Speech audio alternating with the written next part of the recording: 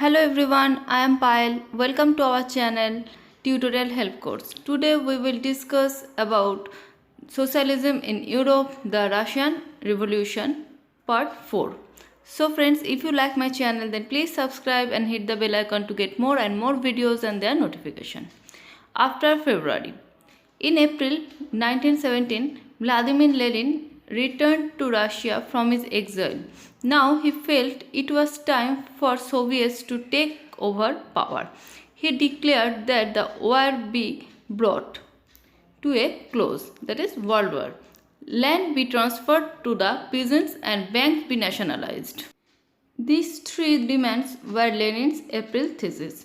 He also argued that the Bolshevik Party rename itself the Communist Party. The workers' movement spread. In industrial areas, factory committees were formed. Trades union grew in number. Soldiers' committees were formed in the army. In June, about 500 Soviets sent representatives to an all-Russian Congress of Soviets. As the provincial government saw its power reduce and Bolshevik influence grow, it decided to take stern measures.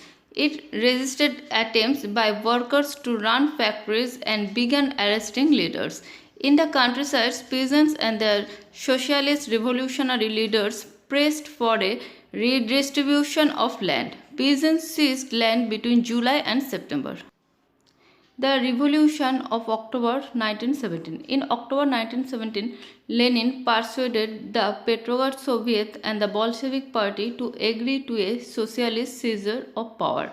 A military revolutionary committee was appointed under Leon Trotsky to organize the seizure. The uprising began on 24th October. The military revolutionary committee ordered its supporters to seize government offices and arrest ministers. Late in the day, the ship Aurora shelled the Winter Palace. By nightfall, the city was under the committee's control. Uprising took place in the other cities. By December, the Bolsheviks controlled the Moscow-Petrograd area. What changed after October? The Bolsheviks were totally opposed to private property. Most industry and banks were nationalized in November 1917. Land was declared social property and peasants were allowed to seize the land of the nobility. Bolsheviks banned the old titles of aristocracy. The Bolshevik Party was renamed the Russian Communist Party. In November 1970, they conducted the elections to the Constituent Assembly. In January 1918, the Assembly rejected Bolsheviks' measures and Lenin dismissed the Assembly. In March 1918, the Bolsheviks made peace with Germany. Russia became a one-party state. The secret police called the Cheka first and later OGPU and NKVD punished those who criticized the Bolsheviks. The Civil War. When the Bolsheviks ordered land redistribution, the Russian army began to break up.